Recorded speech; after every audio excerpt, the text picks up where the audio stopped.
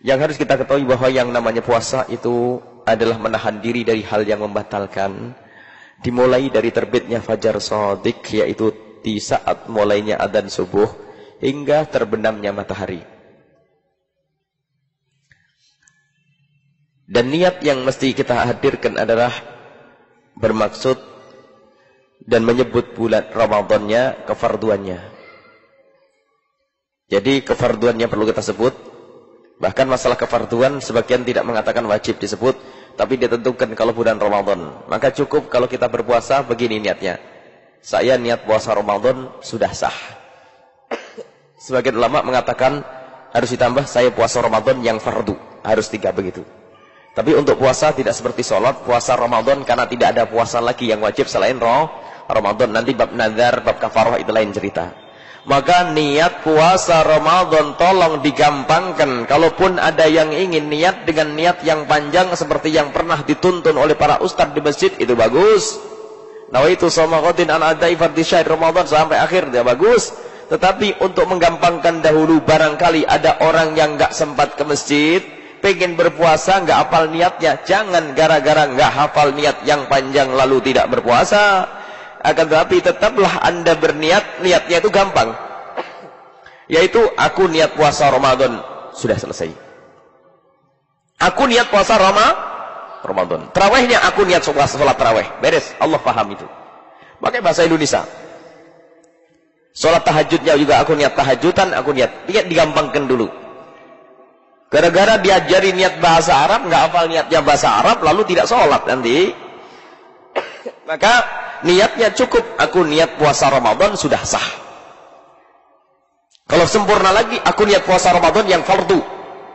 Tapi kalau cukup, aku niat puasa Ramadan selesai, dan itu sah, nggak usah bingung-bingung. Ini perlu digampangkan. Sebab ada ibu-ibu, bapak-bapak datang ke masjid itu rupanya hanya ingin mengikuti niat puasanya saja. Karena dia tidak bisa menghafalnya. Sehingga kalau mengira bahwasanya kalau tidak niat seperti yang dihafal di musola itu dianggap tidak sah. Padahal sah kalaupun niat, aku niat puasa Ramadan sudah cukup. Ya? Aku niat puasa Ramadan selesai. Dan kapan niat itu bisa dimulai? Niat itu bisa dimulai waktu maghrib. Jika ada informasi bahwa besok puasa, maka boleh maghrib tadi kita sudah boleh niat. Atau dia saat kita ingin puasa esok hari, tadi waktu buka, habis buka langsung niat puasa untuk esok hari sudah boleh. Sebab pergantian hari di dalam Islam itu, di dalam Islam, penanggalan kita itu adalah dimulai dari waktu maghrib. Jadi maghrib pergantian. Jadi setelah kentong maghrib, kita boleh niat untuk esok hari. Niatnya gimana? Gimana tadi? Aku niat puasa Ramadan, selesai. Aku niat puasa Ramadan, beres. Dan itu sah niatnya. Kemudian 9 orang yang boleh berbuka puasa, agar kita tidak mewajibkan sesuatu yang tidak wajib, maka kita harus tahu siapakah orang-orang yang boleh berbuka puasa. Ada 9 hal yang membatalkan puasa dan 9 orang yang boleh berbuka puasa. 9 orang yang boleh berbuka puasa, dan ini harus tahu agar kita tidak salah alamat di saat mau amar ma'ruf nahi mungkar. Amar ma'ruf nahi mungkar mah penting, tapi kalau salah alamat menjadi rusak. Harus ada ilmunya. Ini orang yang sering di lapangan amar ma'ruf nahi mungkar, harus tahu ilmunya dong. Jangan orang yang tidak wajib puasa kita wajibkan puasa, haram hukumnya. Mewajibkan yang tidak wajib gak boleh. 9 orang yang tidak wajib berpuasa adalah sepasang, 1, 2, 3, 4. Yang pertama adalah anak kecil yang belum balik. Yang kedua adalah orang gila. Sengaja digandeng sebab anak kecil dengan orang gila kurang lebih permasalahannya akalnya. Anak kecil belum nyambung akalnya. Maka anak yang belum balik dia tidak wajib puasa, akan tetapi selagi dia sudah mencapai umur 7 tahun, wajib bagi orang tuanya untuk mendidik puasa, dilatih puasa. Tolong kalau sudah anaknya umur 7 tahun, waktu sahur dibangunin. Biarpun besok paginya minta sahur lagi, lain cerita. Yang penting kita latih dulu. Mungkin kita latih puasa 4 jam sekali baru boleh makan, nak, kamu nak. Kalau nanti sahurnya jam 4, nanti boleh makan dedek jam 8. Setelah jam 8 nanti sahur lagi jam 12. Baru nanti sampai maghrib. Gak apa-apa, namanya anak kecil. Jadi ada puasa dipotong-potong bagi anak kecil. Kalau bagi ibu bapak nggak ada begitu tuh. Namanya mendidik untuk anak kecil. Harus dididik, nggak boleh dibiarkan saja. Dosa kalau orang tua tidak pernah mengajari untuk puasa, dosa. Tidak pernah melatihnya, dosa. Dilatih, tapi diajari jujur. Di saat 4 jam tidak boleh makan, memang diajari benar-benar tidak boleh makan. Dan dikasih iming-iming, ada pahala di hadapan Allah, ada pahalanya. Sebab aslinya memang tidak wajib berpuasa. Kalaupun tidak berpuasa, tidak dosa. Tetapi dalam irama latihan, maka orang tuanya pun mendapatkan pahala di saat mengajari anaknya yang umur 7 tahun. Usia tamyiz, 7 tahun itu. Baik, ini yang harus kita hadirkan. Jadi anak kecil tidak wajib. Tapi bagi orang tua wajib mengajarinya. Tidak wajib. Orang gila. Orang gila tidak wajib berpuasa. Gila beneran ya. Bukan orang gila duit, gila harta, bukan. Orang gila. Ngomong sendiri lantur, diajak ngomong gak nyambung, itu orang gila. Maka orang gila tidak wajib berpuasa. Dan tidak dosa, tidak sholat juga tidak dosa. Maka kalau ada orang pengen gak sholat dan gak puasa lalu tidak dosa, cukuplah menjadi orang cukup. Atau dibalik saja. Berarti kalau ada orang sudah gede kok gak puasa dan gak sholat, berarti dia gak enak bener tuh. Kedengaran sama yang lain.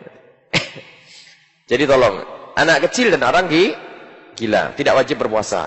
Yang ketiga dan keempat.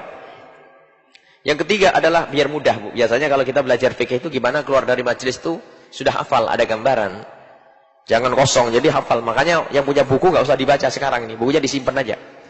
Yang ketiga dan keempat adalah, yang ketiga adalah sakit. Yang keempat adalah tua.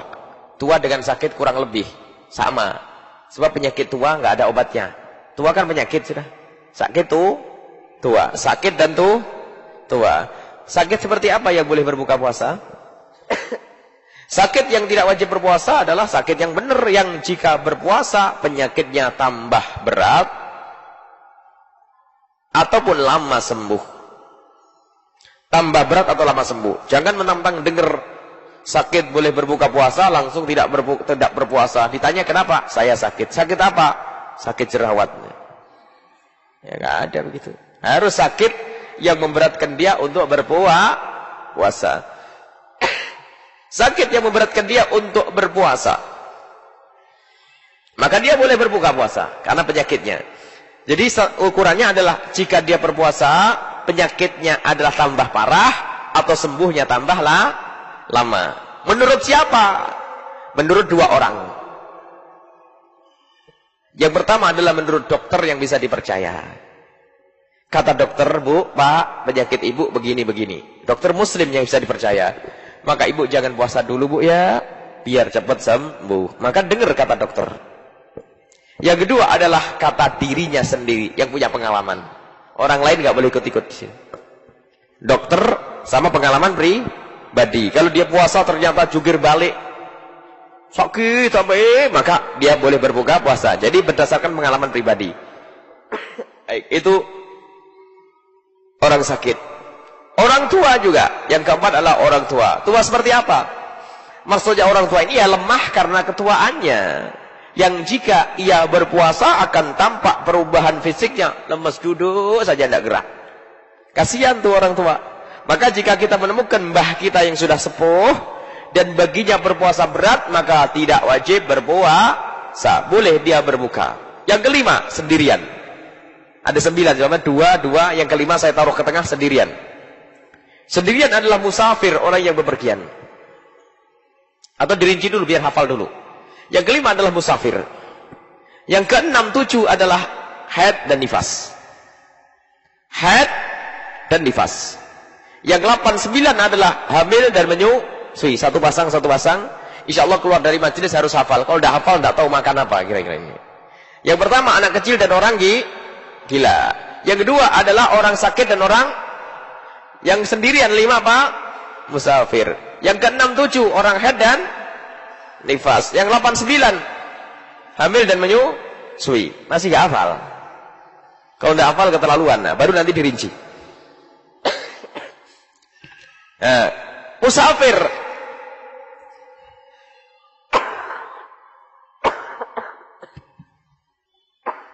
Musafir, orang bepergian itu syaratnya yang pertama, bepergian tujuan yang dituju adalah lebih dari 84 km atau 84 km ke atas. Masafatul qasar. Yang dituju misalnya Semarang atau Jakarta. Saya mau ke Jakarta.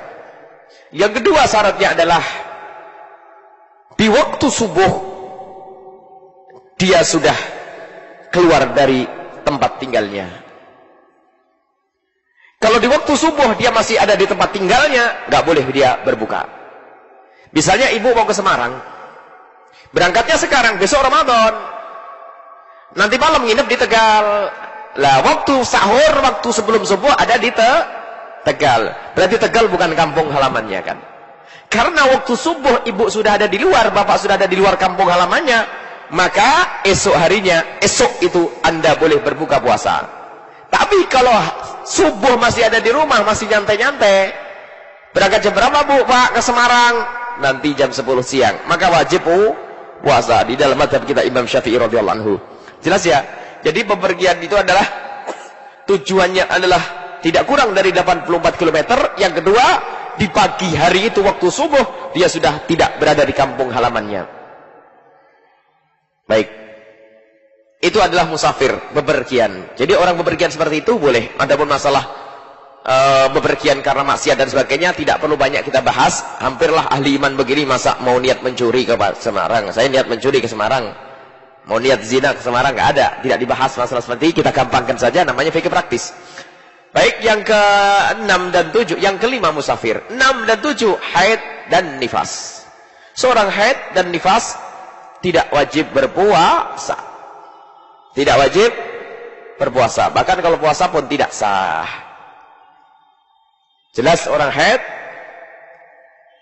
tidak wajib berpuasa. Orang nifas juga tidak wajib berpuasa. Orang hamil, apakah dia khawatir akan dirinya sendiri atau khawatir akan bayinya? Yang penting terbetik di hatinya ada kekhawatiran itu. Biasanya memang seperti itu. Terasa lapar, takut vitamin anaknya kurang dan sebagainya. Maka di saat seperti itu, seorang ibu yang lagi hamil atau lagi menyusui boleh berbuka puasa dan tidak dosa, bu. Makanya hamil siapa takut, tenang aja. Kalau ibu lagi hamil, ejek tuh suami, makan enak di depan suami boleh. Saya yang hamil bilang begitu. Ya, tidak apa-apa. Ada orang 30 tahun nggak pernah puasa, ibu-ibu. Tahun pertama hamil, tahun kedua nyusui, tahun ketiga hamil, tahun keempat nyusui. Hamil, nyusui, hamil, nyusui. Anaknya 15 kali 2 tahun, 30 tahun nggak pernah puasa. Nggak dosa, bu. Ya, enak, bu. Makanya jangan khawatir punya anak 15. Ya, anak kaum muslimin anaknya harus banyak-banyak. KB harus keluarga besar itu, keluarga berencana 2. Ya, ini aturan siapa? Nggak, nanti kebanyakan penduduk. Gampang, Allah. Tsunami ribuan, Jogja ribuan. Susah bener. Nah, Allah yang ngatur di bumi, yang punya Allah, ya Allah. Jangan KB. Jangan KB. Umat Islam harus banyak. Wah, ini bertentangan dengan pemerintah. Ini pemerintah, ini punya pemerintahan. Jadi KB, keluarga besar. Jadi ibu hamil boleh berbuka puasa, menyusui boleh berbuka puasa. Jadi jelas ya. Dan menyusui anaknya sendiri atau menyusui anaknya orang juga sama, nanti boleh berbuka puasa jika memang ada anaknya orang dititipkan. Tapi bayi yang masih lemah untuk menyusui umurnya dibatasi sampai 2 tahun. Baik, sudah tahu ya, anak kecil, orang gila, sakit, tua, orang bepergian. Yang kelima, 6-7 haid dan nifas, 8-9 menyusui dan hamil dan menyusui. Ini semuanya tidak wajib berpuasa. Sudah 9 hafal. Sekarang lihat, belajar fikih praktisnya harus praktis. Setelah tahu ini tidak wajib berpuasa, maka Anda jangan wajibkan mereka berpuasa. Misalnya Anda dapat tamu dari Surabaya, bertamu di rumah Anda, ya jangan disuruh puasa. Anda tanya, ibu yang dari Surabaya datang ke sini, itu insya Allah besok mau puasa atau tidak? jika ibu bapak sekeluarga mau puasa, nanti saya buatin makan sahur. Kalau ternyata bapak ibu tidak puasa, besok saya buatkan sarapan pagi. Harus gitu dong, namanya tamu kok. Jangan diwajibkan berpuasa. Jadi orang bepergian boleh berpuasa, boleh berbuka puasa. Baik, dari 9 orang yang boleh berbuka puasa, sudah hafal ya 9-nya tadi? Mana yang wajib mengqadha dan mana wajib membayar fidyah? Harus begitu caranya. Satu-satu. Anak kecil, jadi ada qadha fidyah. Biasanya kalau di label sini ada qadha fidyah. Fidyah itu membayar denda 1 mud 6,7 on beras. Kita rinci dari awal. Anak kecil kalau sudah dewasa tidak wajib qadha, tidak ada fidyah. Jelas ya? Ibu pernah bayar fidyah untuk anaknya? Nggak ada. Suruh qadha anaknya? Nggak ada. Jelas, paham ya? Orang gila ada 2. Gila yang nggak disengaja, makanya tidak pernah saya bahas gila satu aja namanya. Jadi gila yang tidak disengaja tiba-tiba gila, maka kalau dia sembuh tidak wajib qadha, tidak wajib fidyah. Cuman di situ kadang ada tambahan, ada gila yang disengaja. Cuman saya pikir-pikir, gimana orang gila disengaja? Wong orang dibilang gila saja marah, kok orang membuat gila, ini kan? Orang dibilang gila marah kan? Ya mungkin benar-benar orang mau gila sudah. Mungkin minum obat gila, atau mungkin kepalanya dibentur-benturkan sampai gegar otak, hilang akalnya. Gila, mungkin seperti itu. Kalau gilanya disengaja, maka wajib qadha, tidak wajib fidyah. Jelas ya?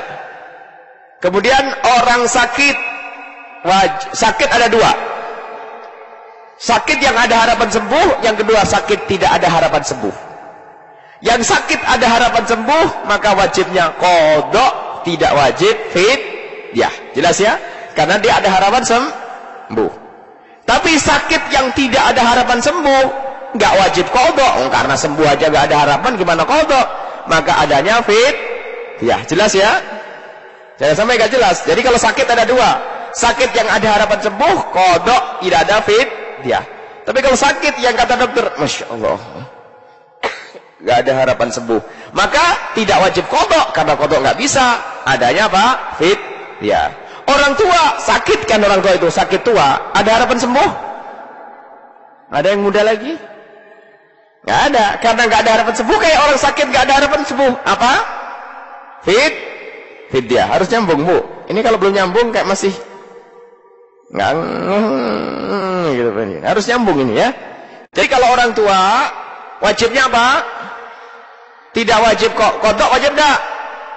Tidak, karena nggak bisa mengqadha, nggak mudah lagi. Adanya fidyah. Musafir, bepergian, adanya qadha, tidak ada fidyah. Jelas ya? Haid, adanya qadha. Ibu wajib fidyah? Nggak ada. Nifas, adanya qadha, tidak ada fidyah. Hamil, ada rinciannya. Hamil ada rinciannya. Yang pertama adalah ada 3. Orang hamil ada 3, orang menyusui ada 3. Yang pertama, orang hamil khawatir akan dirinya saja.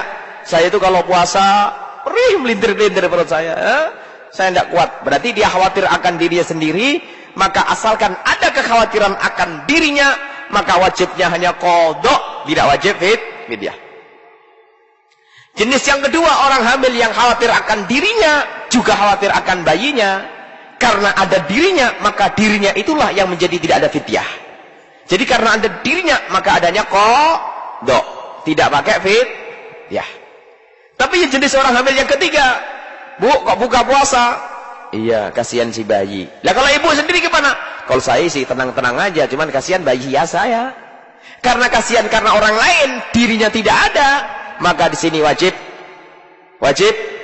qadha plus fidyah. Nah gitu kan? Jelas ya? Karena khawatirnya tidak ada dirinya. Sebab maaf itu untuk dirinya, karena untuk orang lain. Karena dia berbuka karena untuk orang lain, maka dia wajib qadha plus fidyah. Orang menyusui juga sama kayak orang hamil.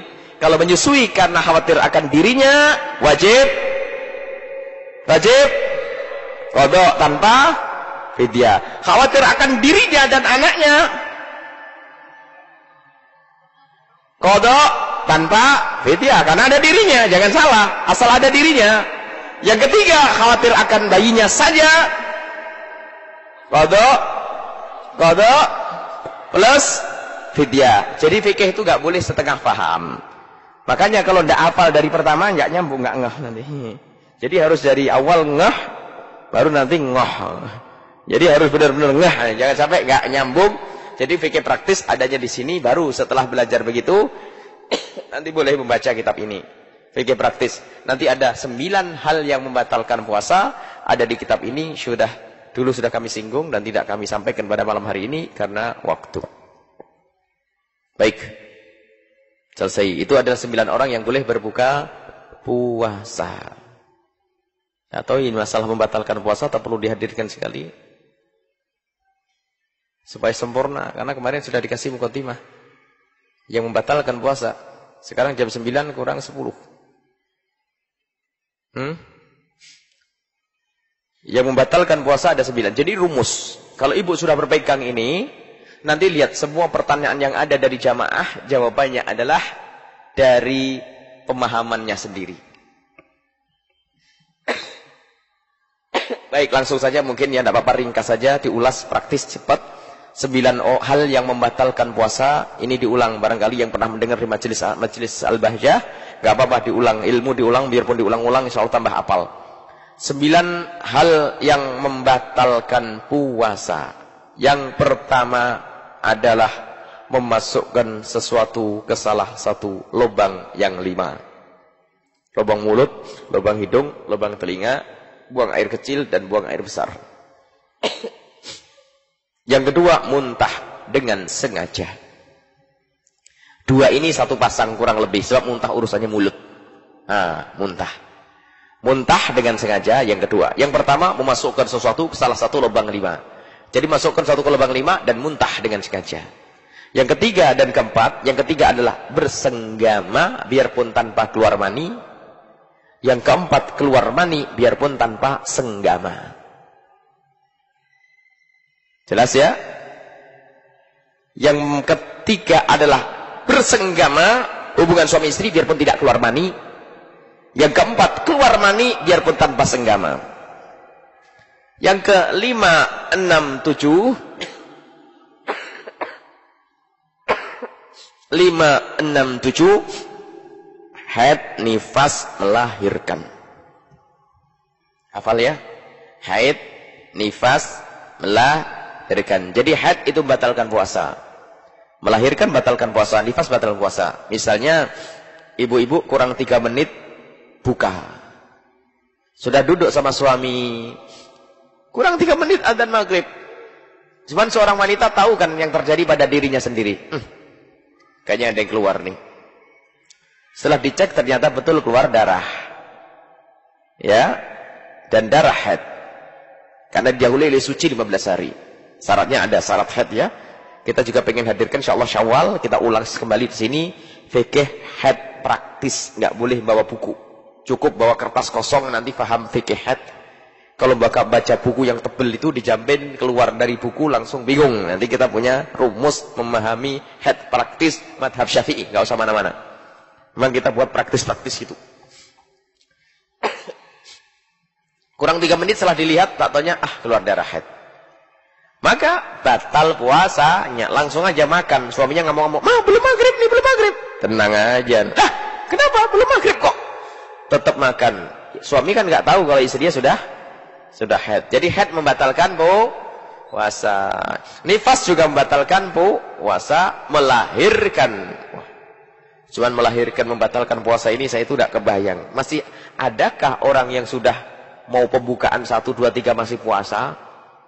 Ya mungkin ya. Sebab ada orang melahirkan nggak kerasa. Mungkin aja. Yang jelas kalau ada orang melahirkan membatalkan puasa, biarpun di dalam mazhab Imam Syafi'i sendiri ada khilaf. Melahirkan membatalkan puasa. Baik, yang ke-8 adalah hilang akal. Yang ke-9 adalah murtad. Diulang, yang pertama memasukkan sesuatu ke salah satu lubang 5, yang kedua adalah muntah dengan sengaja. Yang ketiga, empat bersenggama dengan sengaja, bersenggama tanpa keluar mani. Yang keempat adalah keluar mani biarpun tanpa senggama. 5, 6, 7 haid, nifas, melahirkan. 8 adalah hilang akal.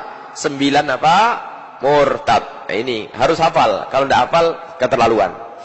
Baik, kita bahas yang pertama singkat saja. Memasukkan sesuatu ke salah satu lubang 5. Mulut, hidung, telinga, buang air kecil dan buang air besar. Semuanya ada rinciannya. Memasukkan sesuatu ke lubang mulut maknanya adalah nelennya. Nelen itu yang membatalkan puasa. Terserah apa yang ditelen. Apakah paku, kelereng. Nah, pokoknya nelen. Nelen batal, Bu. Puasa. Jarum pentol. Ibu-ibu hati-hati. Jangan gigit jarum pentol. Nanti kaget ketelen. Jadi kalau orang makan paku, batal. Makan silet, batal. Makan kaca, batal. Makan roti, batal. Nelennya batal. Harus jelas. Jadi harus kita fahamkan nelen. Maka dari itu jika ada orang memasukkan es krim atau permen ke dalam mulutnya, maka batal tidak puasanya? Ya enggak batal, asalkan jangan ditelan. Memasukkan es krim ke dalam mulut tidak membatalkan puasa, asalkan jangan ditelan. Jelas Pak ya? Masukkan permen ke dalam mulut tidak membatalkan puasa, Bu, asalkan jangan iseng. Bener tuh orangnya.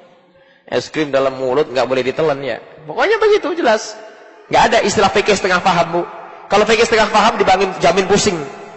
Makanya harus buat begitu. Wah, ini kok aneh-aneh. Oh, bukan aneh, memang begitu. Coba siapa yang mengatakan masukkan es krim dalam mulut batal? Tanya ulama manapun. Nggak ada memasukkan es krim ke dalam mulut tidak membatalkan puasa, asal jangan ditelan. Baik, jelas ya? Nah, apa Bu? Gimana Bu? Pokoknya tidak batal. Sudah jelas pokoknya. Tidak usah dibantah ini. Tidak bisa dibantah ilmu ini ya. Memasukkan es krim ke dalam mulutnya ibu tidak batal puasa aja. Asalkan jangan ditelan. Sudah jelas. Tidak boleh ragu-ragu ilmunya fikih itu. Nggak boleh. Kalau ilmu ragu-ragu kacau nanti ya. Nah. Masalah makruh. Ya makruh. Tapi tidak batalkan. Kita bicara membatalkan puasa. Baik, sekarang hukumnya nelan ludah bagaimana? Gara-gara masalah nelen tadi, nanti bab ludah bisa salah. Sebab kita hampir di media dimanapun sering orang tanya nelen ludah batal atau enggak. Kemudian saya tanya, selama puasa nelen ludah enggak? Ya kan? Nelen ludah batal enggak? Nelen ludah itu tidak membatalkan puasa, tapi ada syaratnya. Syaratnya ada 3. Jadi ludah itu kalau ditelan tidak membatalkan puasa, syaratnya ada 3. Yang pertama itu syaratnya ludah itu masih murni, belum campur es krim tadi Bu, belum campur sama permen, ngerti tidak? Jadi harus murni, ludahnya murni, harus ini. Kalau sudah lain ludahnya campur sama permen, sama gula, sama garam, ya batal. Ludahnya murni. Ini syarat yang pertama. Syarat yang kedua adalah ludahnya sendiri.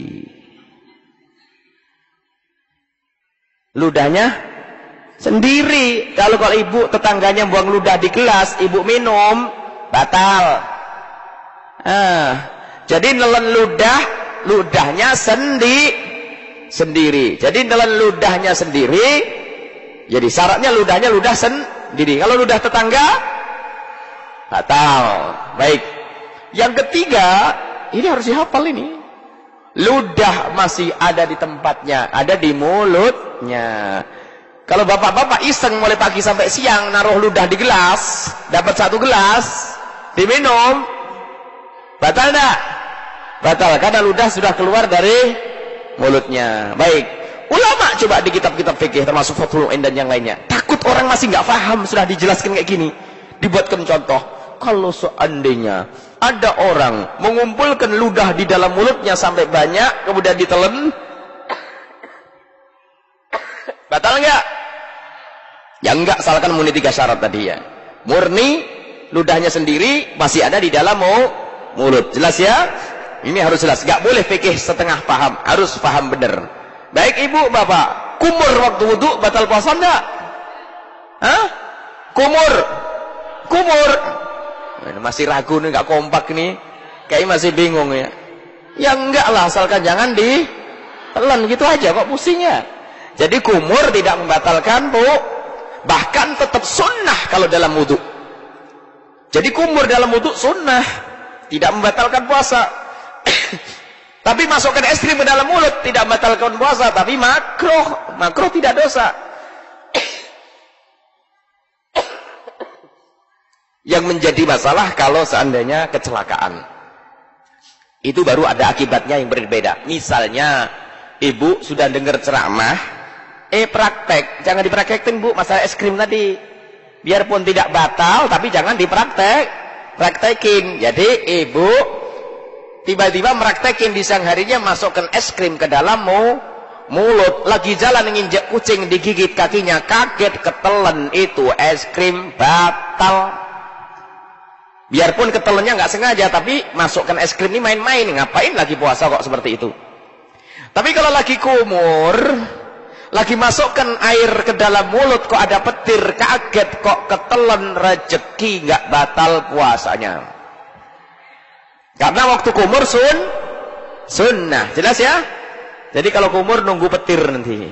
Ya jelas ya. Jadi kumur tidak baik.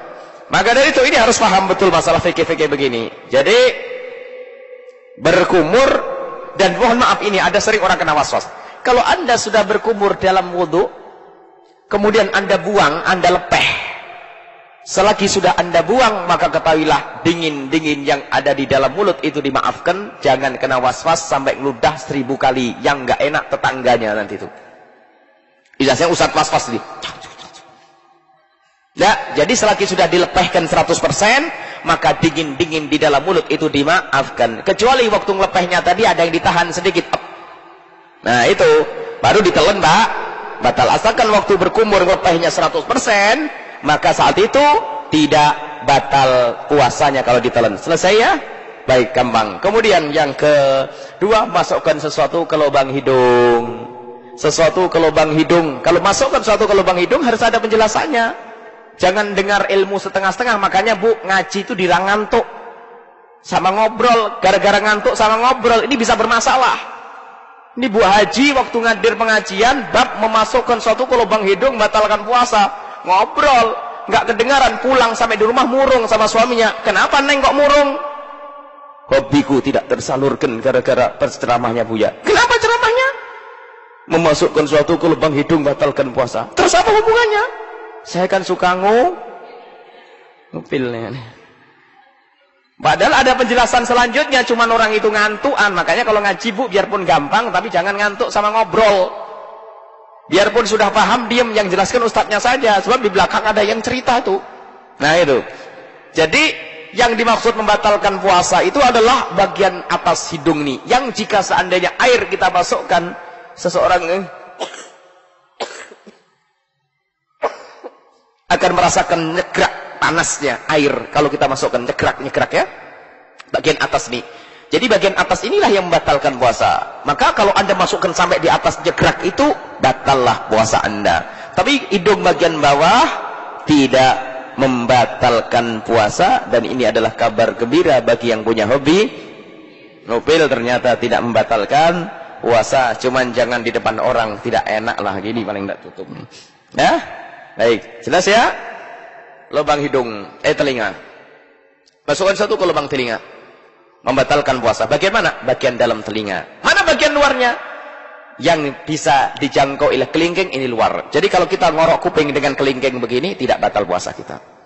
Ini khilaf. Mazhab Malik mengatakan tidak batal masuk ke telinga. Tapi mazhab Syafi'i, kita ikut mazhab Syafi'i, batal. Imam Ghazali dari mazhab Syafi'i mengatakan tidak batal. Ini khilaf dalam telinga. Yang jelas kita ikut mazhab yang dikukuhkan, mazhab Imam Syafi'i, bahwa memasukkan sesuatu ke lubang telinga membatalkan puasa. Jadi kalau kita pakai jari kelingking begini, tidak batal puasa. Tapi kalau pakai korok kuping, jadi batal. Kemudian yang ke lubang yang keempat adalah lubang buang air kecil. Seorang laki-laki yang meneteskan obat ke kemaluannya atau meneteskan air ke kemaluannya, batallah puasanya.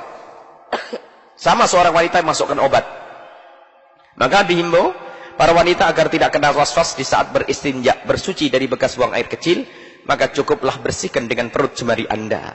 Allah sudah Maha tahu cara membersihkan, cukup dengan ini. Maka kalau bagian yang terbuka di saat duduk itu saja. Kalau ternyata jemarinya dibelokkan masuk ke dalam, maka batallah puasanya. Tempat buang air besar juga sama. Kalau ingin membersihkan cukup dengan perut jemari. Kalau ada ditusukkan ke dalamnya, maka itu pun batal puasanya. Ini yang pertama, baru yang pertama. Memasukkan sesuatu ke salah satu lubang yang 5. Yang kedua adalah memasukkan sesuatu, muntah dengan sengaja. Muntah dengan sengaja membatalkan puasa. Tapi kalau muntah tidak sengaja, muntah dengan sengaja misalnya mencium bau yang busuk biar muntah, sampai muntah. Tapi kalau muntah tidak disengaja, misalnya perjalanan pusing tiba-tiba muntah tidak disengaja, tidak membatalkan puasa. Syaratnya tidak boleh nelen ludah sebelum berkumur. Asalkan habis muntah langsung sedekah berkumur. Sebab apa? Jika Anda muntah tidak sengaja, yang semula tidak membatalkan puasa, tapi belum sempat berkumur kok sudah Anda telan ludah Anda, maka batallah puasa Anda. Kenapa? Sebab yang namanya muntahan itu najis, dan najis tidak akan suci kecuali dengan air. Kalaupun kita meludah 1000 kali, memang tidak ada kotoran di dalam mulut, tapi ketahuilah mulut tetap najis karena belum disucikan dengan air. Karena mulut kena najis bercampur dengan ludah, ludahnya kena najis, berarti ludahnya tidak murni lagi, maka kalau ditelan batallah puasanya. Jelas ya? Nelan ludah yang bercampur dengan najis batallah puasanya. Masih kurang gamblang? Harus jelas gini. Jadi yes, muntah tidak sengaja membatalkan puasa. Muntah tidak sengaja tidak membatalkan puasa, asalkan jangan nelen ludah sebelum berkumur. Tapi kalau langsung kumur aman. Baik, setelah itu apa? Bersenggama. Mohon maaf, bersenggama adalah ukuran bagi kaum laki-laki. Bagi kaum laki-laki adalah, mohon maaf majelis mulia ini, tidak harus batang kemaluannya semuanya tenggelam, tapi cukup bagian kepala kemaluannya saja tenggelam di kemaluan sang istri, maka itu sudah batal puasanya. Tidak harus semuanya, tapi bahkan kepalanya saja yang tenggelam, maka itu sudah batal puasanya. Adapun bagi wanita, tidak harus kepala semuanya, asalkan ada yang masuk. Itu bab yang pertama tadi, masukkan sesuatu ke lubang kemaluan. Mohon maaf, seorang istri dicium suami tidak ada masalah. Tapi mohon maaf, di saat seorang suami, mohon maaf, lalu bermesraan dengan istrinya di siang hari bulan Ramadan, tak tahunya mohon maaf, jemarinya masuk ke istrinya, kemaluan istrinya, maka itu batal puasanya. Harus hati-hati masalah ini. Ini masuk bab yang pertama tadi, bukan bab yang sekarang. Baik. Ini bersenggama biarpun tanpa keluar mani. Masuk tak tanpa keluar mani, batal puasanya. Yang keempat adalah keluar mani biarpun tanpa senggama, membatalkan puasa. Keluar mani biarpun tanpa senggama, asalkan dengan sengaja, misalnya. Semua orang lebih tahu bagaimana. Biarpun dengan cara halal atau cara haram. Haram adalah onani, masturbasi. Cara halal adalah seorang suami mengeluarkan air mani dengan tangan istrinya. Halal jika tidak di luar tidak di dalam Ramadan. Di hari biasa halal. Biarpun halal tapi keluar maninya dengan sengaja menjadi batal. Keluar mani dengan sengaja, terserah caranya seperti apa. Apa melihat film yang enggak atau apa, naudzubillah. Ini hanya sekedar contoh, tidak pantas dilakukan. Dia melihat sesuatu sampai keluar mani, batallah puasanya. Keluar mani dengan sengaja, biarpun tanpa senggama. Haid, nifas, melahirkan jelas. Keluar haid, batal puasanya. Nifas, batal melahirkan, batal puasanya. Hilang akal ada 3 macam. Hilang akal ada 3. Yang pertama gila. Gila langsung batallah puasanya, biarpun sebentar gilanya. Yang kedua, hilang akal yang kedua adalah orang pingsan, ayan, dan mabuk. Orang pingsan, ayan, dan mabuk. Pingsan, ini kita contohkan yang banyak pingsan. Orang pingsan akan batal puasanya jika pingsannya seharian penuh. Habis sahur pingsan, bangun-bangun isya, batallah puasanya. Tapi kalau dia itu habis sahur pingsan, di siang hari bulan Ramadan itu kok sempat bangun, karena ngelihat matahari kaget kok pingsan lagi sampai isya, maka puasanya tetap sah. Karena apa? Sempat bangun biarpun sebentar. Bedanya. Dengan gila. Kalau gila biarpun sebentar batal puasanya. Gila biarpun sebentar batal puasanya. Tapi kalau pingsan asalkan sempat sadar biarpun sebentar tidak batal puasanya. Jadi pingsan yang membatalkan puasa adalah pingsan seharian penuh. Hilang akal yang ketiga adalah gila. Maka orang gila, hilang akal yang ketiga adalah tidur. Tidur adalah hilang akal, cuman bagian yang ketiga ini tidak membatalkan puasa. Misalnya ada orang habis sahur, tertidur bangun-bangun isya, maka saat itu pun puasanya tidak batal. Solatnya gimana? Kita tidak ngomong masalah solat, kita ngomong masalah puasa. Jelas ya? Kemudian yang ke-9 adalah murtad. Keluar dari iman, tidak harus orang pindah dari agama Islam ke Nasrani, bukan. Misalnya ada orang berkata, sholat Jumat tidak wajib, puasa Ramadan tidak wajib, murtad. Quran bukan wahyu, murtad. Nabi Muhammad bukan Nabi, murtad. Ada Nabi setelah Nabi Muhammad, murtad. Jadi murtad itu sebabnya banyak, dan ini pembahasan khusus. Intinya orang murtad adalah batal puasanya. Wallahu a'lam bishawab. Itu ringkasnya 9 hal yang membatalkan puasa.